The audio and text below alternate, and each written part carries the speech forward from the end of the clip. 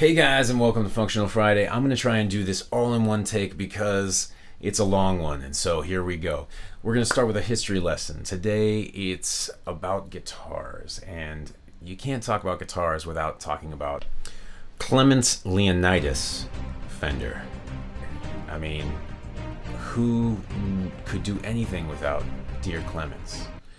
No, that's right. His real name is Clements, and we know him as Leo Fender, and he started this company right here, the Fender Corporation. Well, the Fender Guitar Corporation, Fender Instruments. It's K and F. It's changed its name so many times, who can keep up with it? But we're going to try. So here's how it all started. He was born in the early 1900s to parents like we all were, and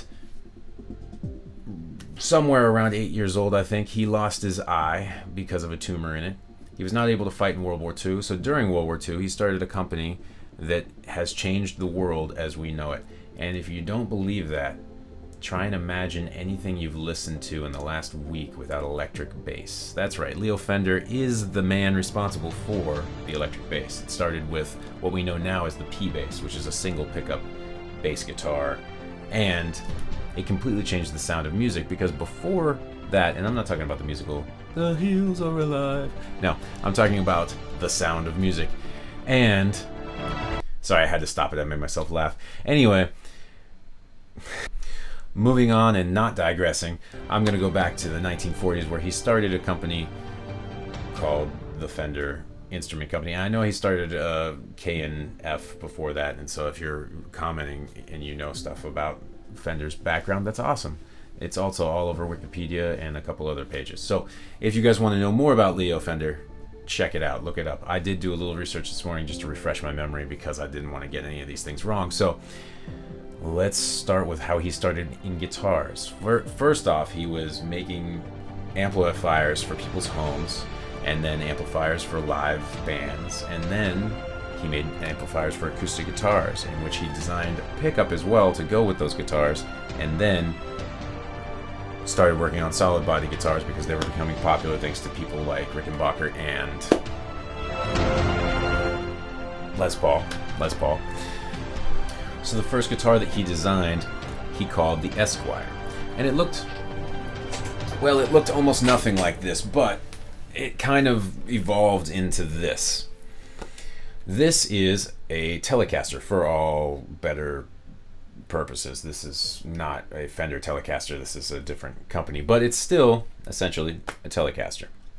So it started off as the Esquire and had a single pickup, just that guy back there. Or maybe it was this guy. I can't really remember. I'll try and find a picture and put it up somewhere. Anyway, then it became the Broadcaster and featured both pickups, and then became the Telecaster shortly after. So this guitar right here was the first Fender-made guitar, kind of evolved into. So where do we go from there? After that, he wanted to do something to beat it, because this guitar, even though it did everything everyone wanted, it did jazz, it did blues, it did the faster rockabilly stuff. You know, guitar players, we always want something more, right? Anyway, this came next. This is a Fender Stratocaster, and this one actually is a Fender. I do have a different brand that's not a Fender that I play all the time, but this one is very near and dear to me because this one sounds very Stratocaster. This guitar was designed shortly after that one and featured 3 pickups and a 3-way pickup selector. And I know you might be thinking, wait a minute, I've played a Fender Strat before. They have a 5-way pickup selector. Well, not in the beginning. In the beginning, they had a 3-way, and it was each pickup individually. Then, right around the late 70s, early 80s, I believe post Leo owning the company. Yeah, definitely post Leo owning the company. Someone put in a 5-way selector so you could get in between positions, which became really the quintessential sound of this guitar, meaning the sound that we picture when we think, oh, that's a Strat. That's those in-between positions that really sound Strat-y, Strat-ish, Strat-like. Anyway, so where are we going with all this history? I'm getting somewhere. Basically, for Functional Friday, I wanted to make sure this week I talked about guitars, and really the two nearest and dearest guitars to me. And I think if you're going to be a professional musician, you should consider what sound you're going for and what guitar works best for you. These are two lightweight guitars. There are other guitars out there that you might wonder why I'm not mentioning, like Les Pauls and SGs and most of everything made by Gibson. And there's Rickenbackers still and other things that weigh a metric ton. But they weigh a lot. And if you're going to be on stage for 4 hours or in a studio all day, do you want a lead weight on your back or on your lap if you're sitting in the studio? Or do you want something that's curved to fit your body a little bit better and comfortable? The choice is clear and easy. You want a Fender design guitar.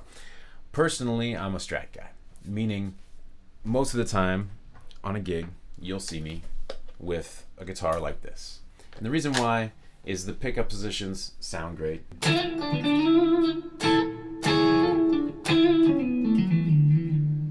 You know, very bright, very, spanky on the, I don't know if that's a word, spanky, on the position right there.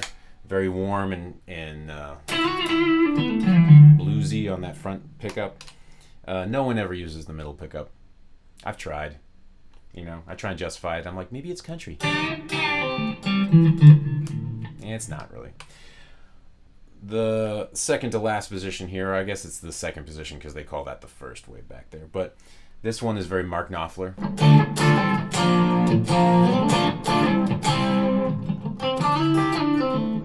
Yeah, so that's what he does. Yeah, that one. And then this back position, well, this is a guitar that evolved out of what was the Fender Stratocaster, meaning in the 80s, guitar players were split. Half of them liked Les Pauls because rock and roll, man.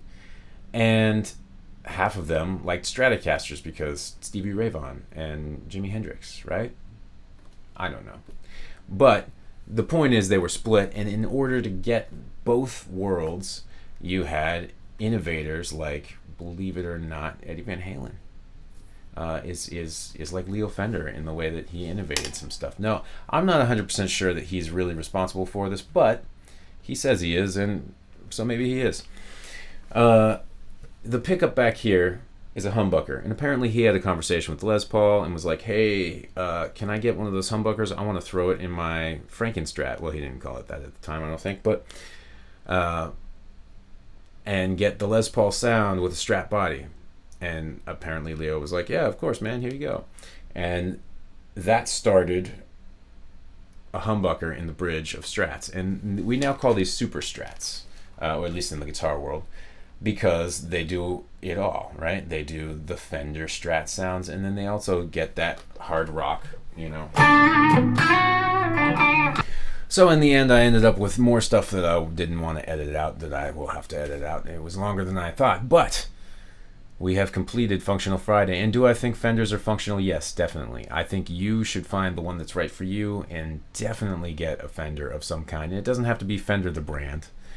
I have a Nash Telly and a Sir Strat, as well as a Fender Strat. You can get whatever brand you see fit, but think about those two styles, because those two styles are life-changing and they're lightweight and they're easy to gig with. So for Functional Friday, think about Fender. And maybe you learn about Fender. It's very interesting.